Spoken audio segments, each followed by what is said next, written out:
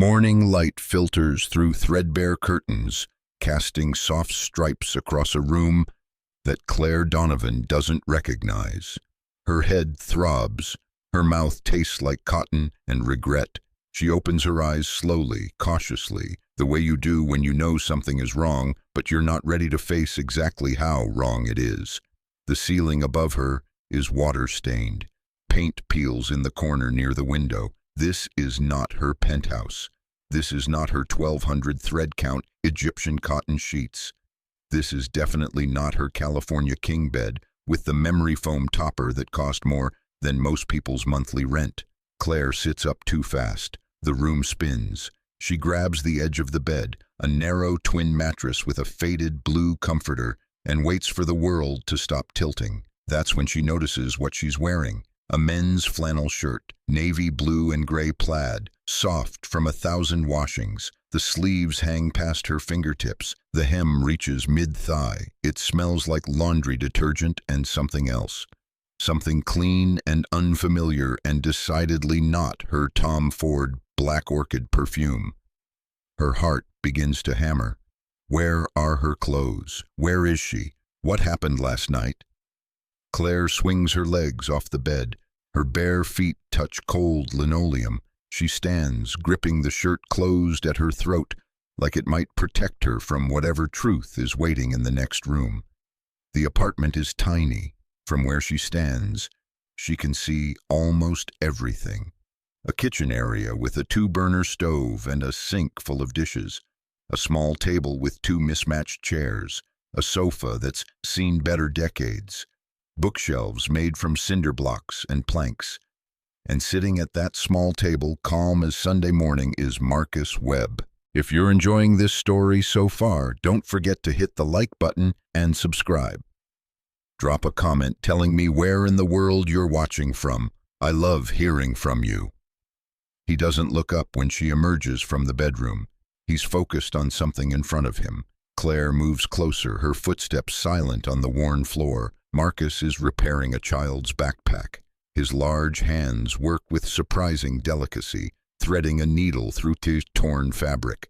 The backpack is decorated with superheroes. Spider-Man, Iron Man. The zipper has been replaced with a paperclip threaded through both sides. "You're awake," Marcus says without looking up. His voice is deep, unhurried. Coffee's on the counter. Mugs are in the cabinet above the sink. Claire stares at him. Marcus Webb, night shift janitor at Donovan Industries. The man she's passed in hallways exactly twice in the 18 months since she became CEO. The man whose employment file she's never actually read, because why would she? Janitors are handled by facilities management. "What?" Claire begins, then stops. Her voice sounds foreign in her own ears, hoarse, uncertain. "What happened last night?" Marcus ties off the thread, bites it clean, sets the backpack aside. Only then does he look at her. His eyes are brown, dark brown, with flecks of amber that catch the morning light. There are lines at the corners, not from age. He can't be more than 40, but from something else. Tiredness, worry, the kind of lines you earn from carrying weight that nobody sees. "You don't remember," he says, not a question. "I remember the fundraiser," Claire says slowly, reaching for fragments. "The Cancer Research Gala at the Westview Hotel. I gave the keynote. There was champagne, there was—" She stops. Her hand goes to her temple. After that, everything's blurry. Marcus stands, moves to the kitchen, pours coffee into a chipped mug that says, "World's OK-est, Dad." Brings it to her. Their fingers don't touch when she takes it. "You need to drink that," he says. "Then we'll talk." "I need answers now." Claire's voice sharpens. This is familiar territory, giving orders, expecting compliance. "Why am I in your apartment? Why am I wearing your shirt? Where are my clothes?" "Your dress is hanging in the bathroom," Marcus says evenly. "It needed to dry. You were soaked through when I found you." "Found me?" Claire's stomach drops. "Found me where?" Marcus walks to the window, pulls the curtain aside, points down to the street below. There, in the alley behind the hotel, Around 2 in the morning, you were unconscious, face down in the rain. The mug nearly slips from Claire's hands. I was what? Unconscious, Marcus repeats, turning back to face her. Not breathing right, pulse weak. I called 911, but the dispatcher said every ambulance in the district was tied up with a multi-car pileup on the interstate. Nearest available unit was 45 minutes out. Claire sinks into one of the mismatched chairs. Her legs suddenly won't hold her weight. You were hypothermic, Marcus continues, his voice still that same steady calm. Soaked through, body temperature dropping. The dispatcher walked me through what to do. Get you warm, get you dry, keep you conscious until help arrived. But I'm here, Claire says, not a hospital. Help never came. Marcus leans against the kitchen counter, arms crossed. About 10 minutes after I called, you opened your eyes, started talking, insisted you were fine, said you just needed to go home. So you brought me to your apartment. I brought you to my truck first, Marcus corrects, drove you to your building, that glass tower on 5th Street. But when we got there, you couldn't remember your security code, couldn't find your key card. You tried 3 times. The system locked you out. Claire closes her eyes. Fragments surface, rain, cold, someone's arm around her waist holding her upright, a voice saying, stay with me now, stay awake. The building sent security down, Marcus continues. Young guy, looked at your condition and looked at me and decided I was the problem, told me to leave immediately or he'd call the cops. What did you do? I asked you what you wanted to do. Marcus's expression doesn't change. You said, and I quote, screw Marcus. Take me somewhere warm. Claire's cheeks flush. I called you Marcus? You didn't know my name. A ghost of a smile touches his mouth. You were reading my work ID badge. But yeah, you called me Marcus about 6 times on the drive here, and you just brought me to your home. Ma'am, you were shivering so hard your teeth were chattering. You could barely stand. I wasn't going to leave you on the street. His voice drops, becomes quieter. Nobody should be left on the street. Something in the way he says it makes Claire look at him more carefully. Really look. Marcus Webb is tall, 6'2", maybe 6'3", broad shoulders that fill out his gray work shirt. Hands scarred and calloused. The kind of hands that have fixed things, built things, carried things. His face is hard to read, but his eyes. Those eyes hold something Claire recognizes because she sees it in her own mirror some mornings. Exhaustion, the bone-deep kind that comes from years of not enough sleep, not enough help, not enough anything. I changed your clothes, Marcus says, and Claire's attention snaps back. Nothing inappropriate, you were hypothermic. Wet clothes had to come off. I turned around, handed you my shirt. You put it on yourself. Then you got into bed and passed out. Where did you sleep? Sofa. Claire looks at the sofa. It's maybe 5 feet long. Marcus is well over 6 feet. You could have called someone, she says. Someone from my company. My assistant, Your phone was dead, Marcus interrupts gently. Mine's a basic model, no internet. You couldn't remember any numbers by heart. And honestly, ma'am, by the time we got here, you were in no shape to be making calls. Claire sets the mug down. Her hands are shaking.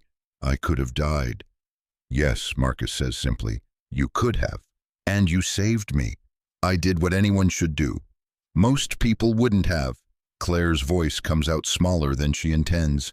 Most people would have kept walking. Marcus looks at her for a long moment. I'm not most people. From somewhere in the apartment comes a sound, a door opening, small footsteps, a child's voice, sleep rough and curious. Dad, is someone here? Claire turns. A boy stands in the doorway of what must be the apartment's only other room. He's maybe 7 years old, sleep-tousled hair, pajamas covered in dinosaurs, eyes the same warm brown as his father's. Morning, buddy, Marcus says, his entire demeanor softening. Yeah, we have a guest. This is Miss Donovan. She wasn't feeling well last night, so she stayed over. The boy, his son, studies Claire with the unfiltered curiosity of childhood. Are you sick? I'm better now, Claire manages. Did you sleep in Dad's bed? Lucas, Marcus warns gently. What? I'm just asking. Lucas pads into the kitchen, opens the cabinet, pulls out a box of generic brand cereal. We don't usually have guests. Actually, we never have guests. That's enough, bud. But Lucas is already pouring cereal into a bowl, chattering on. It's Saturday, which means Dad doesn't have to work tonight. We're going to go to the library and then maybe the park if it stops raining. He turns to Claire. Do you want to come to the library? They have a really good graphic novel section. Lucas, Marcus says, but there's warmth in his voice. Miss Donovan probably has her own plans. Claire looks at this child, this boy who lives in a tiny apartment with water-stained ceilings and cinder-block bookshelves, who invites strangers to the library without hesitation, who doesn't seem to notice or care that she's the CEO of a billion-dollar company. To him, she's just the lady wearing his dad's shirt. What's your favorite book? Claire hears herself ask. Lucas lights up. Captain Underpants and Dog Man, and I just started reading Hatchet for school. It's about this kid who survives in the wilderness all alone. It's so cool. I read Hatchet when I was your age, Claire says. The memory surfaces unexpectedly. She was 9. Her father had just inherited Donovan Industries from his father. The company was struggling. Her parents fought every night behind closed doors.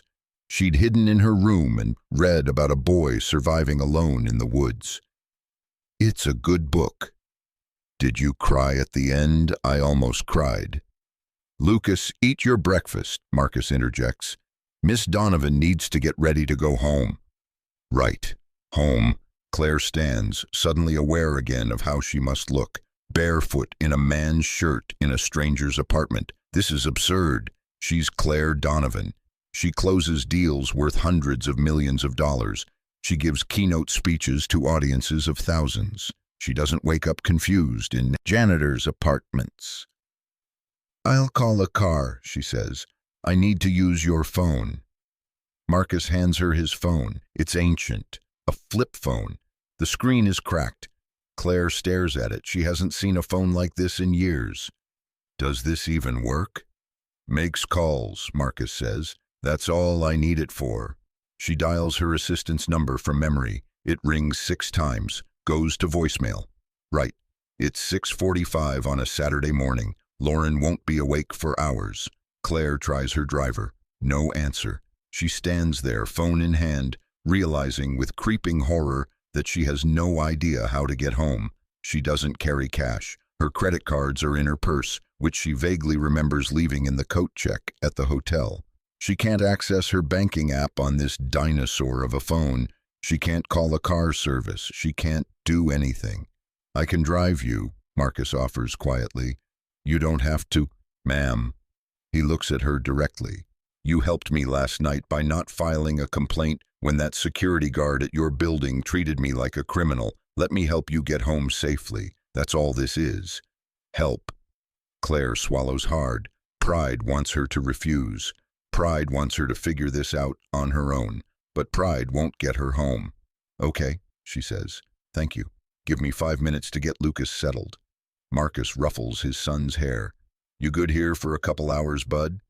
Can I watch cartoons? 1 hour, then homework. It's Saturday. You've got that math worksheet due Monday. Don't push it. Lucas groans but nods.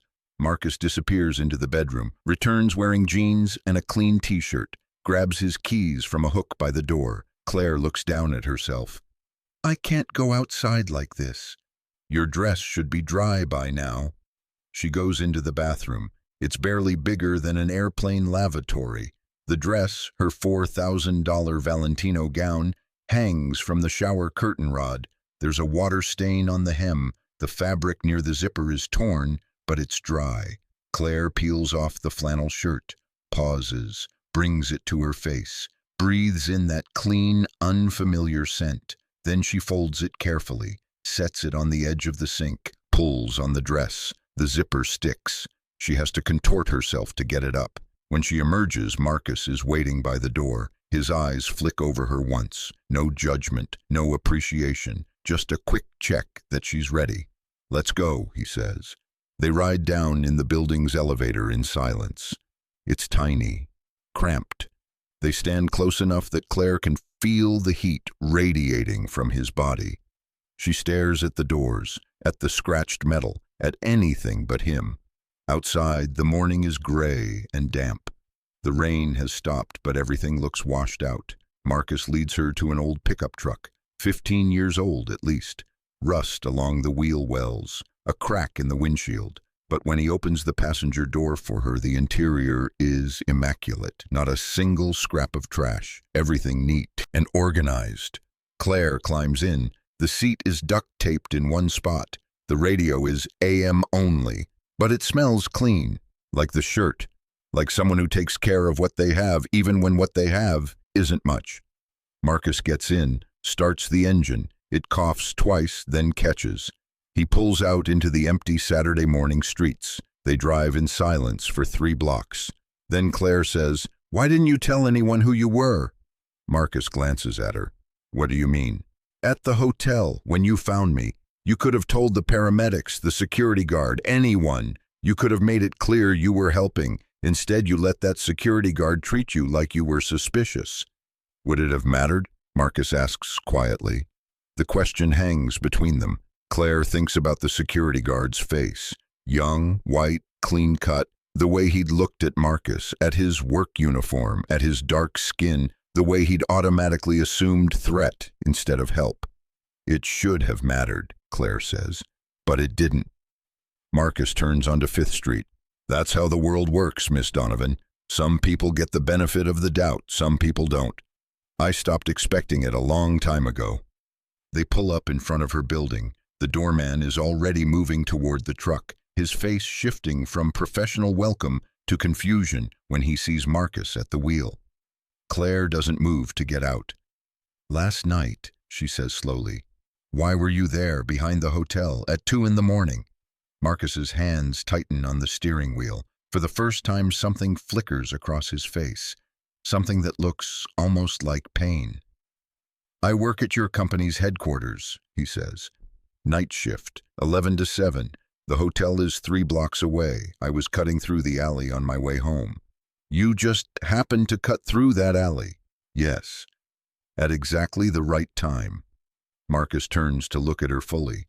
"Miss Donovan, I don't know what you're asking." "I'm asking if you were following me." The words come out harsher than she intends. But she needs to know, needs to understand why this man, this stranger, happened to be in exactly the right place at exactly the right time. Marcus's expression shutters closed. When he speaks, his voice is carefully neutral. "I don't follow anyone, ma'am. I found you by chance. Pure chance. Nothing more." He's lying. Claire doesn't know how she knows, but she does. There's something in his eyes. Some truth he's not telling. "Thank you for the ride," she says stiffly. Opens the door, steps out onto the sidewalk. "Miss Donovan." She turns back. Marcus leans across the passenger seat, looking up at her through the open door. "Be careful," he says. "Whatever put you in that alley last night, whatever happened between leaving that gala and ending up unconscious in the rain, be careful." Before Claire can respond, he's closed the door, put the truck in gear, driven away. She stands on the sidewalk in her ruined $4,000 dress and watches his taillights disappear around the corner. The doorman approaches. "Miss Donovan, are you all right? Should I call someone?" "No," Claire says absently. Her mind is racing. "I'm fine." But she's not fine. As she rides the elevator up to her penthouse, as she showers and changes and tries to piece together the missing hours of last night, one thought keeps circling back. Marcus Webb was in that alley for a reason. He found her for a reason. And whatever that reason is, he's not telling her. She needs to know why. Claire sits in her home office, the one with the view of the entire city. Floor-to-ceiling windows, a desk that costs more than most people make in a month. Everything in its place. Everything is controlled. Except her. She pulls up the Donovan Industries employee database, types in the name, Marcus Webb, hits enter. The file loads, sparse, almost empty. Hired 14 months ago, night shift custodial services. Department facilities, emergency contact, none listed. Previous employer, left blank. Claire frowns. This is unusual. HR requires 3 references. Previous work history going back at least +years. But Marcus's file has almost nothing. Just the basics. Social security number, current address, a checkbox marked background check completed. She clicks on the background check. It's sealed, flagged with a note from HR. Approved by executive order, do not discuss. Executive order, Claire is the executive. She never approved any special consideration for a janitor's hire. She picks up her phone, dials HR. Laura Chen speaking. Laura, it's Claire Donovan. I need information about an employee, Marcus Webb, night shift custodial. A pause, then, I'll need to call you back from a secure line. The phone goes dead. Claire stares at it. In 12 years of working at this company, Laura Chen has never refused to discuss an employee file, never said she needed a secure line. Her phone rings. Laura. Miss Donovan, regarding Marcus Webb, his file is sealed under special circumstances.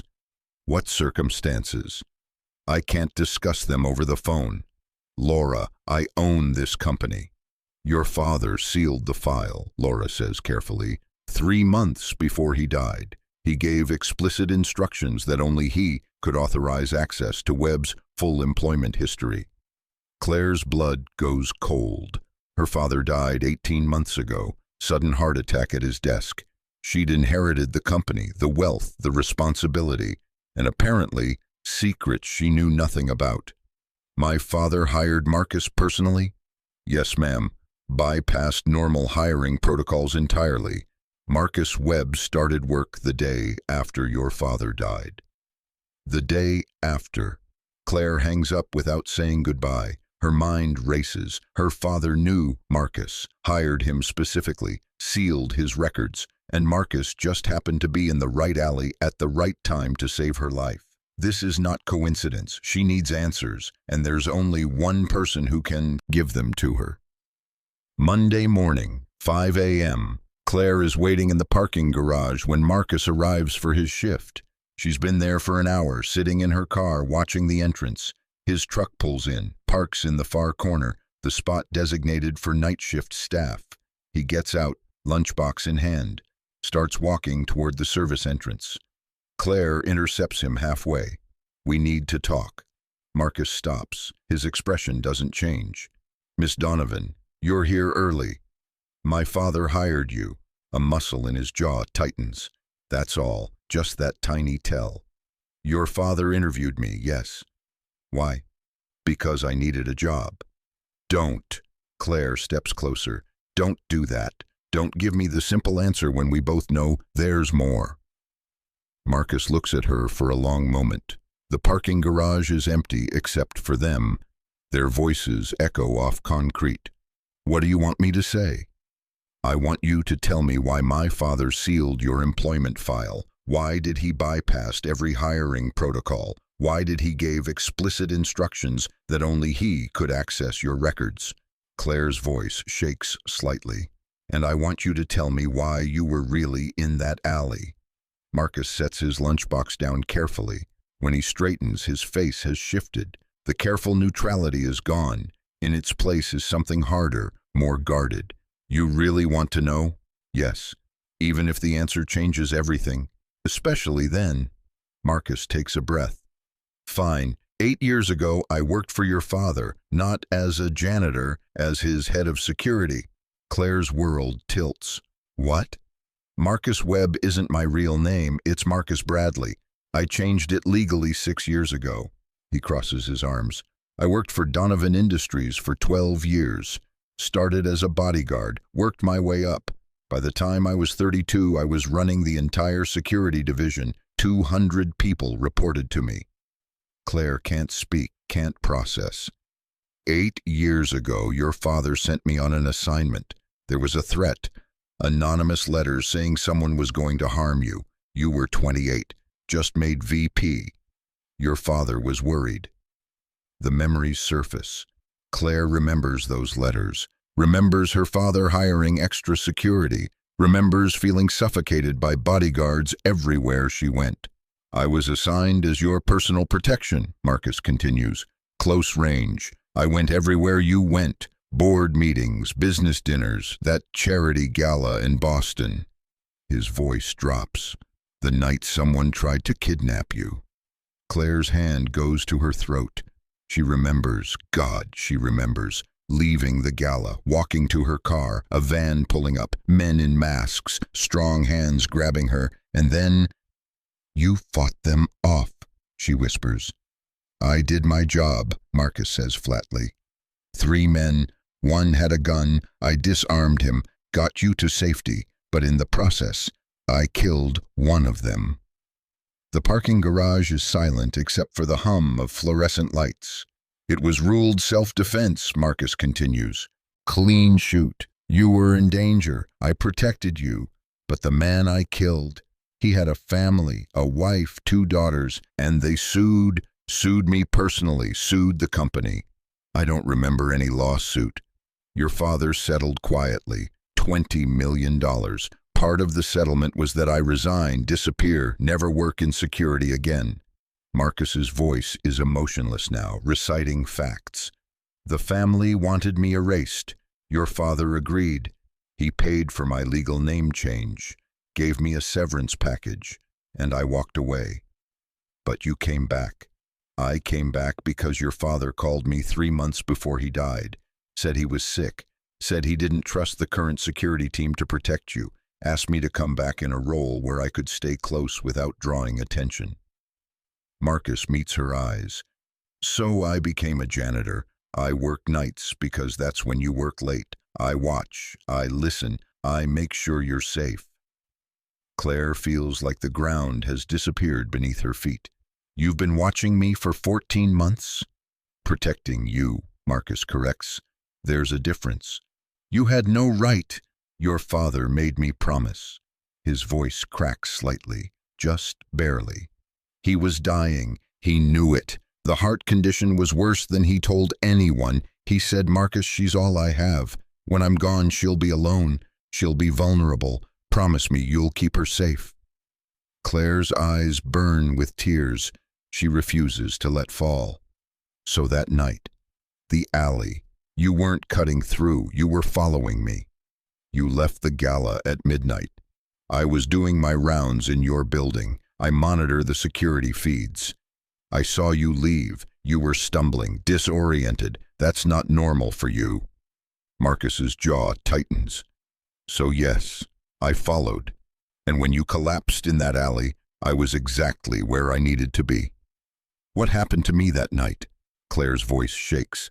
I don't remember leaving the gala. I don't remember anything after my speech. You were drugged, Marcus says simply. The hospital did a tox screen while you were unconscious. Rohypnol, date rape drug. Someone slipped it into your drink. The world narrows to a pinpoint. Claire can't breathe. The police were notified, Marcus continues. They're investigating, but Miss Donovan, whoever did this knew your schedule, knew you'd be alone eventually. This wasn't random. Claire sinks back against her car. Her legs won't hold her anymore. Marcus moves closer, not touching, just near. I should have told you sooner, but your father made me swear to stay invisible unless you were in immediate danger. He thought if you knew I was watching, you'd fire me out of pride. He was right, Claire says bitterly. I would have. I know. They stand in silence.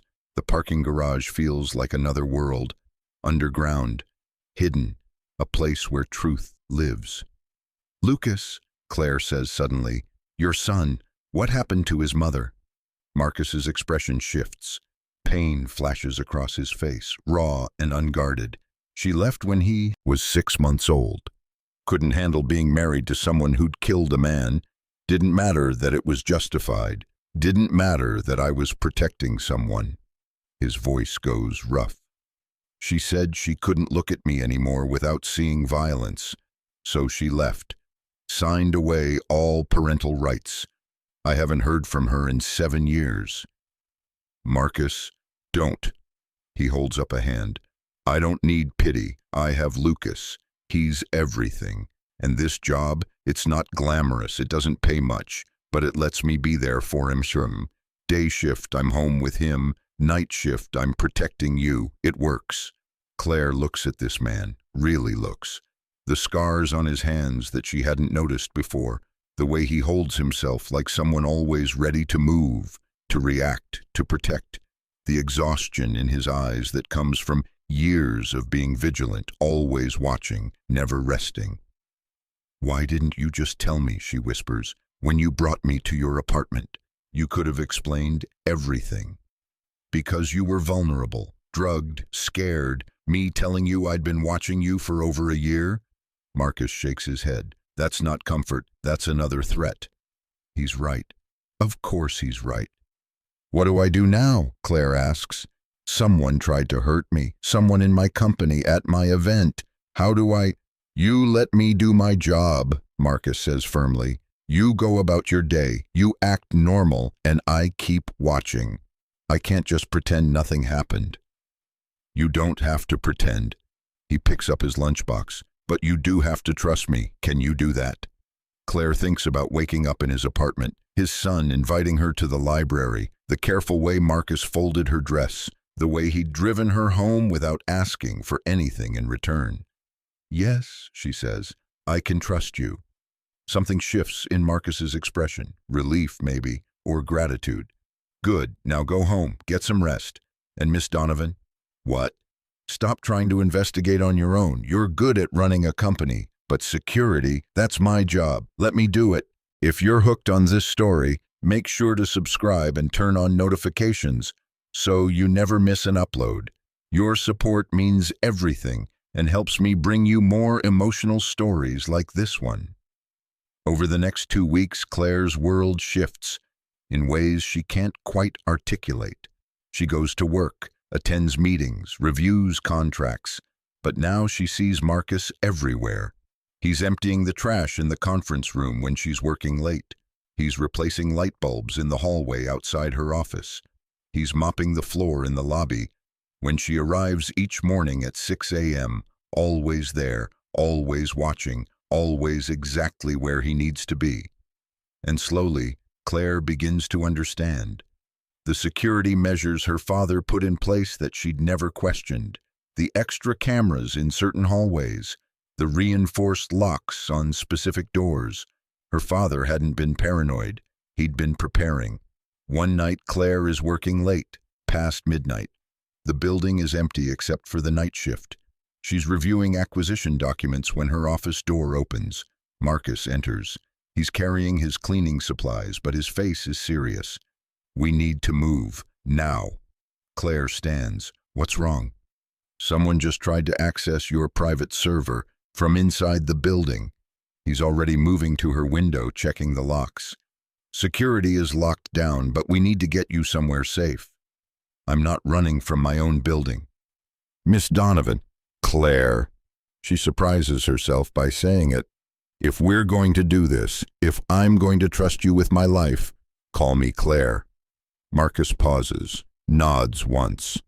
"Claire, please, let me get you somewhere secure." She wants to argue, wants to stand her ground, but the look in his eyes stops her. This isn't about pride. This is about survival. "Where?" "My place. No one knows the connection. You'll be safe there." 20 minutes later, Claire is back in Marcus's apartment, but this time it's different. This time she's here by choice. This time she's not unconscious and confused. She's awake, alert, and very aware of how small this space is. Lucas is asleep. Marcus checks on him, then returns to the main room where Claire sits on the sofa. "How long do I need to stay here?" "Until morning. My contact in the police department is running down the server breach. We'll know more by daylight." Marcus makes coffee. Strong, black, hands her a mug, the same world's okay-est dad mug from before. "Your son must think this is strange," Claire says. "Me showing up again." "Lucas thinks you're a friend who needed help." Marcus sits in the chair across from her, careful to maintain distance. He doesn't need to know more than that. "A friend," Claire repeats. Is that what we are? I don't know what we are. Marcus's voice is honest, raw.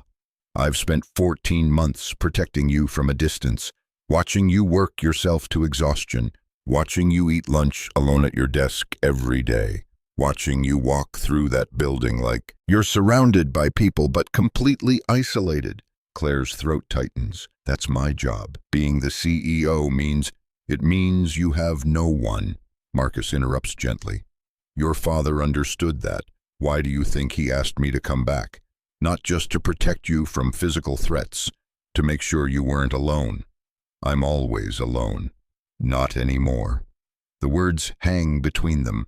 Claire looks at this man, this stranger who isn't a stranger, this janitor who isn't really a janitor, this protector who's been keeping her safe without her even knowing. Tell me about Lucas's mother, Claire says suddenly. Not the leaving part, before that. How did you meet? Marcus hesitates. Then slowly, he begins to talk. Her name was Jennifer. We met at a security conference. She was doing research for a novel she was writing. I was there presenting on threat assessment. A faint smile crosses his face. She thought I was fascinating. All these stories about protecting people. She said I was like a real-life hero. What changed? Reality changed. Marcus's smile fades. Being married to someone in high-risk security isn't like the movies. It's a long hours, constant stress. And when that kidnapping attempt happened, when I had to kill that man to protect you, she couldn't reconcile the person she thought I was with what I'd had to do. But you saved my life. I took a life. In her mind, that made me dangerous, someone capable of violence. Marcus looks down at his hands. Maybe she was right. Maybe I am dangerous. You're not dangerous, Claire says firmly. You're protective. There's a difference. Marcus looks up. Their eyes meet. Something passes between them, understanding, recognition. What about you? Marcus asks quietly. Why are you alone? Beautiful, successful, powerful woman. No partner, no close friends that I've seen. What happened? Claire laughs bitterly. You want the whole list or just the highlights? Whatever you want to tell me. She takes a breath. I've been engaged 3 times. First one wanted access to the company. Second one wanted the Donovan name. Third one actually loved me, or so he said, until he realized that being with me meant always coming second to the business. He asked you to choose. He did. I chose the business. Claire's voice cracks slightly. My father built this company from nothing, sacrificed everything for it. How could I walk away? How could I choose my own happiness over his legacy? Because legacies don't keep you warm at night, Marcus says softly. They don't hold your hand when you're scared. They don't make you laugh when you've forgotten how. Claire feels tears building. You sound like my father, near the end. He kept saying I worked too much, that I needed to let other people in. I thought he was just being sentimental, morbid, because he knew he was dying. He was being honest. I know that now. They sit in silence. The apartment is quiet except for the soft sound of Lucas breathing. In the other room, the city outside the window is starting to wake up. Dawn is approaching. I should go, Claire says, but she doesn't move. You should stay, Marcus replies, until we know it's safe. Is it ever going to be safe? I'll make sure it is. Claire looks at him. This man who's been protecting her from shadows. This man who left a high-powered career to mop floors just to stay close enough to keep her alive. This man who lost his wife because he was too good at saving people. Marcus? Yeah? Thank you. For everything. For that night in the alley. For bringing me here. For not walking away when you could have. I made a promise to your father, Marcus says, but his eyes say something else. Something that has nothing to do with promises. And everything to do with the woman sitting across from him. Claire's phone buzzes. She checks it. A message from Marcus's police contact. Server breach traced. Internal. Finance department. Suspect in custody. Building secure. She shows Marcus the message. He reads it. Nods. You can go home now. But Claire doesn't want to go home. Home is empty. Cold. Lonely. Here, in this tiny apartment with its water-stained ceiling and cinder-block bookshelves, she feels something she hasn't felt in years. Safe. "Can I ask you something?" Claire says. "Anything. When you found me in that alley, when you picked me up, what were you thinking?" Marcus is quiet for a long moment. When he speaks, his voice is barely above a whisper. "I was thinking that I couldn't fail your father, that I'd made a promise and I had to keep it." He pauses. "But then you opened your eyes, and you looked at me, really looked at me, not through me, not past me, at me, and I thought, what? I thought maybe protecting you wasn't just about keeping a promise anymore." The air between them shifts, charges. Claire stands, crosses the small space, stops directly in front of Marcus's chair. He looks up at her, waiting. "I'm going to do something I never do," Claire says. "What's that?" "I'm going to trust my instincts instead of my head." She leans down, kisses him, soft, brief, a question more than a statement. Marcus doesn't move, doesn't respond, just sits perfectly still. Claire pulls back. "I'm sorry. I shouldn't have." Marcus stands, cups her face in his scarred hands, kisses her back, deeper, longer, a kiss that tastes like coffee and dawn, and something neither of them can name but both recognize. When they break apart, Marcus rests his forehead against hers. "This is complicated," he whispers. "I know. I work for you. I know. If this goes wrong..." "Marcus." Claire opens her eyes, looks into his. "I've spent 8 years making careful, calculated decisions, and every single one has left me more alone. Maybe it's time to make a reckless one." He smiles. Actually smiles. The first real smile she's seen from him. "You calling me reckless?" "I'm calling this reckless." "Good." He kisses her again. "I'm tired of being careful." From the bedroom comes a sleepy voice. "Dad, why are you kissing Miss Donovan?" They spring apart. Lucas stands in the doorway, rubbing his eyes, looking confused but not upset. Marcus clears his throat. We were just saying goodbye," Claire finishes smoothly. "Your dad was just walking me to the door." Lucas nods slowly, then grins. "You're a terrible liar, Miss Donovan." Despite everything, Claire laughs. "You're absolutely right. Are you going to be my dad's girlfriend now?" "Lucas," Marcus warns. "What?" "It's a valid question." The boy pads into the kitchen, pulls out his cereal. "Because if you are, you should know that Dad snores, and he makes terrible pancakes, and he sings really loud in the shower." "Thank you for that information," Claire says, trying not to smile. "But he's the best dad ever," Lucas continues seriously, "and he's really brave, and he only cries when he thinks I'm not looking." Marcus's face flushes. "That's enough, buddy." But Lucas isn't done. He walks up to Claire, looks her dead in the eye with all the gravity a 7-year-old can muster. "If you hurt my dad, I'll be really mad at you." Claire kneels down to his level.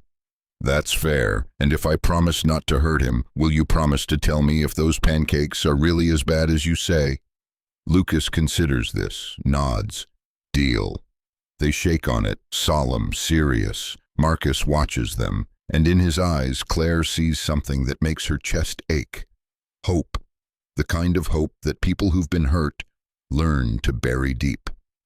But there it is, fragile and new and utterly terrifying. Claire stands, looks at Marcus. "I should really go now." "Yeah.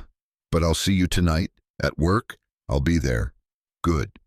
She moves toward the door, pauses, turns back. "Marcus, one more thing." "What?" "Stop being invisible. I want to see you now." His smile is slow, warm, real. "Yes, ma'am." Claire leaves, steps into the morning. The city is waking up around her. She should call her driver, should go home and change, should prepare for the day ahead. Instead, she stands on the sidewalk and realizes something fundamental has shifted. For the first time in 8 years, she's not alone. For the first time, maybe ever, she's let someone pass the walls, and it's terrifying. But it's also the most alive she's felt in years. Her phone buzzes, a text from an unknown number. This is Marcus. Got your number from your contact list. Hope that's okay. Be safe today. I'm watching. Claire smiles, types back, I know, thank you, then adds, those pancakes really terrible? His response comes immediately. Lucas is a harsh critic. They're not that bad. I'll be the judge of that. Is that an invitation? Claire pauses. Her thumb hovers over the keyboard. Then she types, Saturday morning, 9 a.m., your place. I'll bring real maple syrup. It's a date. Claire puts her phone away, hails a cab, and for the first time in longer than she can remember, she's smiling. Really smiling. The investigation into who tried to breach her server will continue. The threat against her isn't over. Her company still needs her attention. Her life is still complicated, messy, and filled with danger, but now she has Marcus and Lucas and the possibility that maybe, just maybe, she doesn't have to do everything alone anymore. Saturday morning arrives with unexpected sunshine. Claire stands outside Marcus's building at 8:55 a.m., holding a bottle of real maple syrup that cost $42. She's wearing jeans. When was the last time she wore jeans? She can't remember. She takes the stairs instead of the elevator. Her heart pounds, not from exertion, from anticipation, from fear, from the unfamiliar sensation of wanting something that has nothing to do with quarterly earnings or market share. She knocks. The door opens immediately. Lucas grins up at her. You came. Dad said you might not. He's been weird all morning. Lucas, let her in, Marcus calls from the kitchen. He appears wearing an apron that says, Kiss the cook. His expression is caught somewhere between pleasure and panic. You're early. I'm on time, Claire corrects, stepping inside. You said 9. It's 8:56. Punctuality is important. Marcus shakes his head, but he's smiling. Of course it is. The apartment smells like vanilla and butter. On the table are mismatched plates, slightly burned pancakes, and a jar of generic brand syrup that Marcus is clearly trying to hide behind the cereal box. I brought reinforcements, Claire says, holding up her expensive maple syrup. Lucas's eyes widen. Is that the fancy kind? The fanciest. Dad, she brought fancy syrup. We're definitely keeping her. Lucas, Marcus warns, but his ears are red. They sit, they eat. The pancakes are actually not terrible. A little crispy around the edges, but the centers are fluffy. Lucas talks nonstop about his week, about the book he's reading, about how his friend Tyler got in trouble for bringing a lizard to school. Claire listens, really listens. Not the polite executive listening she does in meetings. Actually present, actually engaged.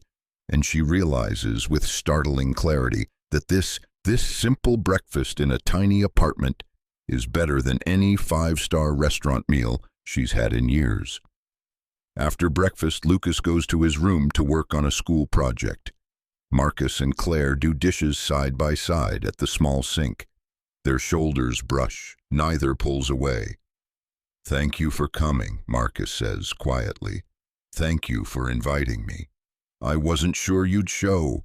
Thought maybe in the daylight, away from danger and adrenaline, you'd realize this is crazy. Claire hands him a wet plate. It is crazy, completely insane. I'm the CEO dating my janitor. The board would have a collective stroke. So would HR. Probably a lawsuit waiting to happen. Definitely a power imbalance issue. They look at each other, burst out laughing. The kind of laughter that comes from recognizing the absurdity of everything and choosing it anyway. Claire's phone rings. She ignores it. It rings again. You should get that, Marcus says.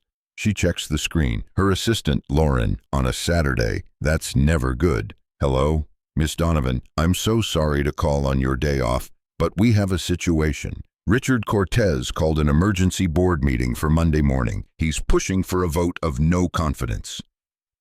Claire's blood goes cold. Richard Cortez, VP of Finance, been with the company for 20 years, her father's protege, and apparently a snake. On what grounds? He's citing the security breach, the drugging incident, and he's claiming you're mentally unstable and putting the company at risk. Lauren's voice drops. Miss Donovan, he has votes. At least 4 board members are backing him. Claire closes her eyes. Thank you for letting me know. I'll handle it. She hangs up. Marcus is watching her, concern etched in his face. What's wrong? Someone's trying to take my company. By Monday morning, Claire has barely slept. She spent the entire weekend reviewing financials, calling board members, building her defense. Marcus has been beside her, a quiet presence bringing coffee and food she forgets to eat. The boardroom is packed.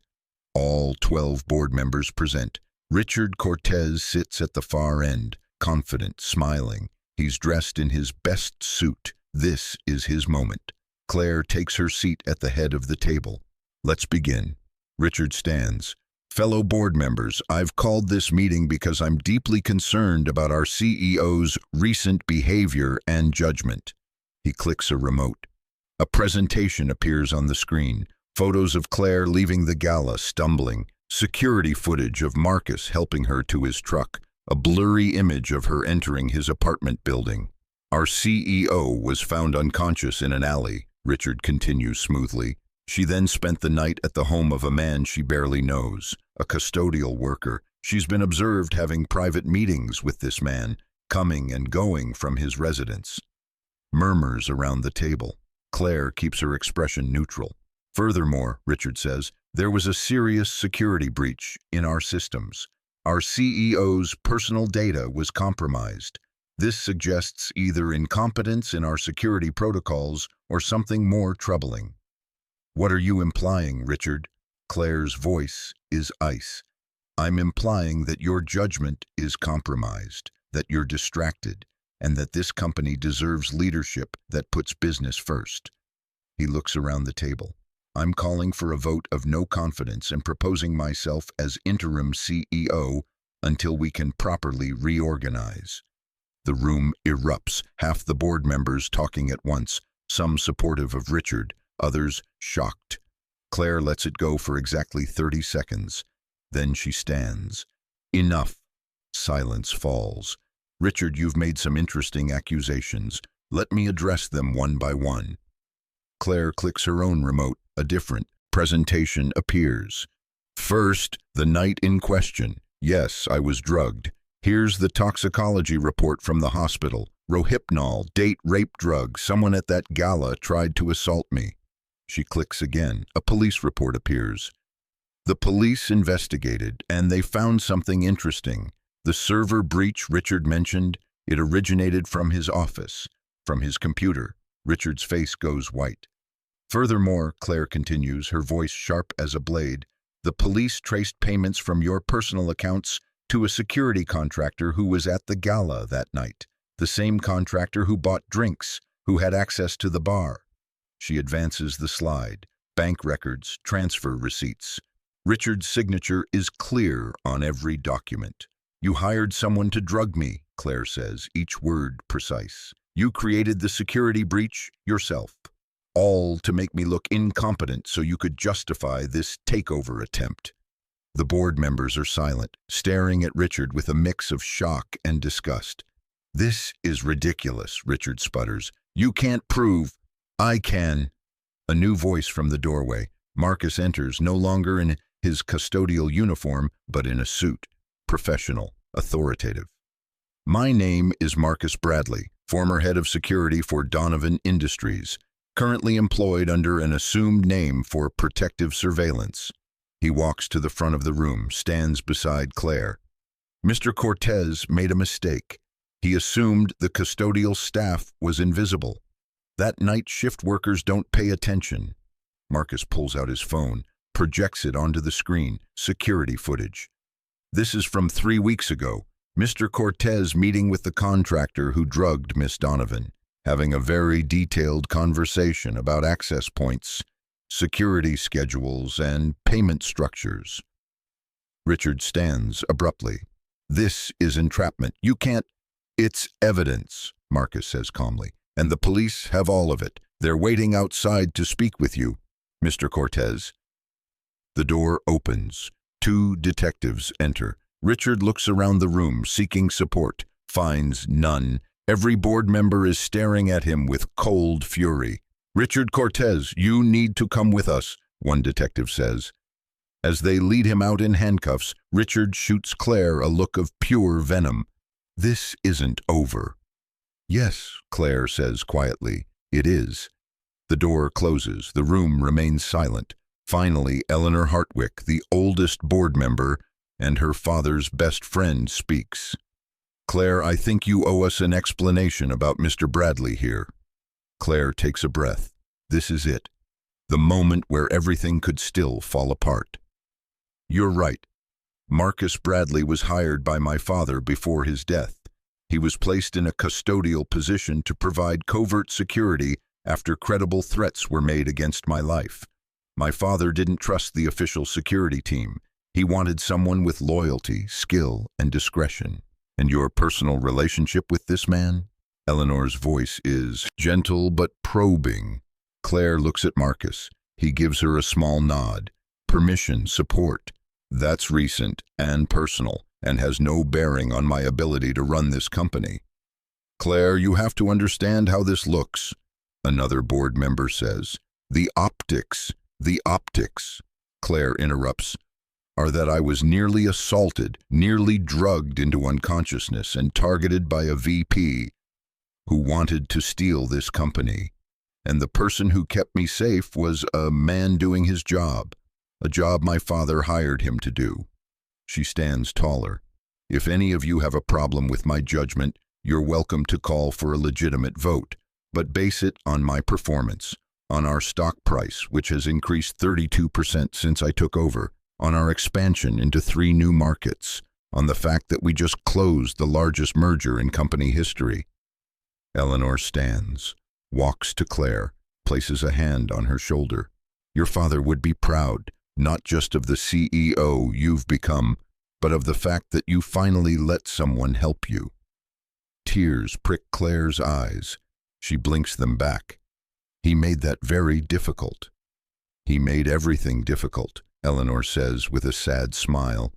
"But he loved you, and he was right to bring Marcus back." She turns to the room. All in favor of maintaining Claire Donovan as CEO. Every hand goes up. Motion passed. This meeting is adjourned. Outside the building, Claire finally allows herself to breathe. Marcus stands beside her, quiet, letting her process. "You came in a suit," she says eventually. "I own exactly 1 suit. It's 10 years old. You look good. You look exhausted." Claire laughs weakly. "I am exhausted. I'm also relieved, grateful, and terrified." "Terrified of what?" "That this is real, that you're real, that I'm actually letting someone in and it's not going to explode in my face." She turns to look at him. What happens now, Marcus? You can't go back to being invisible. Everyone knows who you are now." "So I'll be visible." He takes her hand, right there on the street, in full view of anyone walking by. "I'll take a different job, head of security again, if you'll have me. We'll do this properly. HR paperwork, disclosure forms, whatever it takes. The press will have a field day. Let them. I've handled worse. Your life will change. Lucas's life will change. People will dig into your past, your name change, everything." "I know." Marcus squeezes her hand. "But Claire, I've spent 8 years being invisible, watching life happen to other people. I don't want to be invisible anymore, not if being visible means being with you." Claire's eyes fill with tears. Real tears this time, the kind she hasn't allowed herself in years. "I'm not easy to love," she whispers. "Good thing I'm patient. I work too much. I've noticed. I'm controlling and a perfectionist, and I don't know how to turn off my brain." "Claire," Marcus cups her face gently. "I've been watching you for 14 months. I know exactly who you are, the good, the difficult, all of it, and I'm still here." She kisses him right there on the sidewalk, not caring who sees, not caring what anyone thinks, just being present in this moment with this man who saw her when she was invisible to herself. When they pull apart, Marcus smiles. So, about those pancakes. Lucas wants a rematch. Says you need to try his French toast before you make any final judgments on our cooking abilities. French toast? He's very competitive. Claire laughs, actually laughs. When? Tonight, I'm off shift. Well, off my old shift. I guess I need to figure out my new schedule. Tonight works. I'll bring the fancy syrup again. Bring yourself, that's all we need. They walk toward the parking garage, hand in hand. Claire's phone buzzes constantly. Messages from board members, from her assistant, from press contacts who've somehow already caught wind of Richard's arrest. She ignores all of it. For the first time in 8 years, the company can wait. 6 months later, Claire sits in her father's old office. She's redecorated, warmer colors, photos on the desk, a child's drawing pinned to the bulletin board, Lucas's artwork, a stick figure family, Dad, Miss Claire, and me. There's a knock. Marcus enters. He's in a suit now, a new one, fitted properly, head of security badge clipped to his belt. Got a minute? He asks. For you, always. He closes the door, sits across from her. His expression is serious. What's wrong? Claire asks immediately. Nothing's wrong. I wanted to talk to you about something. He reaches into his jacket pocket, pulls out a small box. Claire's heart stops. Before you panic, Marcus says quickly, I'm not proposing, not yet. It's too soon, and I know you need time, and Lucas needs time, and we're still figuring things out. Then what? He opens the box. Inside is a key, simple, silver, with a small tag attached. It's a key to my apartment, Marcus says. I know you have that penthouse. I know our places are completely different worlds, but I want you to have this. I want you to know that you always have somewhere to go, somewhere safe, somewhere you don't have to be the CEO. You can just be Claire. Her vision blurs. Marcus, there's more. He turns the tag over, engraved on the back. Home is where someone sees you. Claire can't speak, can't breathe, can only stare at this key, this simple piece of metal that represents everything she thought she'd never have. You don't have to use it, Marcus continues softly. You don't have to decide anything right now. I just wanted you to know you belong somewhere, with us, if you want. Claire stands, walks around the desk, takes the key, closes her fist around it. I want, she whispers. I want so much. Marcus stands, pulls her into his arms. She melts into him, this man who saved her life twice, once from danger, once from loneliness. Lucas is making dinner tonight, Marcus says into her hair. Spaghetti. It's going to be a disaster. I'll be there. He'll probably get sauce everywhere. I don't care. And he's going to ask again when you're moving in. He asks every week. Claire pulls back enough to meet Marcus's eyes. What do you tell him? I tell him that Miss Claire will move in when she's ready, that we can't rush these things. What if I'm ready? Marcus goes very still. Are you? Claire thinks about her penthouse. 1,200 square feet of emptiness. Perfect furniture no one sits on. A kitchen she never cooks in. A bed she sleeps in alone. Then she thinks about Marcus's apartment, the water-stained ceiling, the cinder-block bookshelves, Lucas's laughter, pancakes on Saturday morning, the sound of Marcus singing badly in the shower. I'm ready, she says. Not today, not this week, but soon. I want mornings with terrible pancakes and evenings with disastrous spaghetti. I want Lucas's artwork on my walls. I want to fall asleep next to someone who knows exactly who I am and loves me anyway. Marcus's smile is brilliant, blinding. Yeah. He kisses her, soft and sweet and full of promise. When they break apart, Claire tucks the key into her pocket, right against her heart. I should get back to work, Marcus says reluctantly. Me too. Budget meeting in 10 minutes. The exciting life of a CEO. The exciting life of a security director. They smile at each other, a shared understanding. Both of them have responsibilities, important work. But now they also have this, each other, a future that looks nothing like either of them planned, but somehow better than anything they imagined. Marcus pauses at the door. Claire? Yeah? Your father would be really proud of you. Not just the CEO stuff, the rest of it, letting people in, choosing happiness. Claire's throat tightens. You think so? I know so. He told me himself, right before he died. He said, Marcus, my biggest regret is teaching her to be strong, instead of teaching her it's okay to need people. He made me promise to protect you, but also to remind you that you deserve to be happy. Tears spill over. He said that. Every word. After Marcus leaves, Claire sits at her desk and allows herself to cry. For her father, for the years she spent alone, for the fact that it took nearly dying to finally understand what matters. Then she wipes her eyes, fixes her makeup, goes to her budget meeting, because she's still the CEO, still has a company to run, still has responsibilities, but tonight she'll go home, not to her penthouse, to Marcus's apartment, to Lucas's spaghetti disaster, to the life she's building with people who see her, all of her, the powerful CEO and the woman who just wants to belong. And for the first time in longer than she can remember, Claire Donovan isn't just surviving, she's living. Epilogue 1 year later. The Whitlock Webb residence is chaos. Boxes everywhere, furniture in wrong rooms. Lucas running between spaces yelling about where his comic books should go. Claire stands in the middle of what will be their living room. Not her old penthouse, not Marcus's old apartment. Something new. A house they chose together. 3 bedrooms, a yard. Room for Lucas to play, room for them to grow. Marcus comes up behind her, wraps his arms around her waist.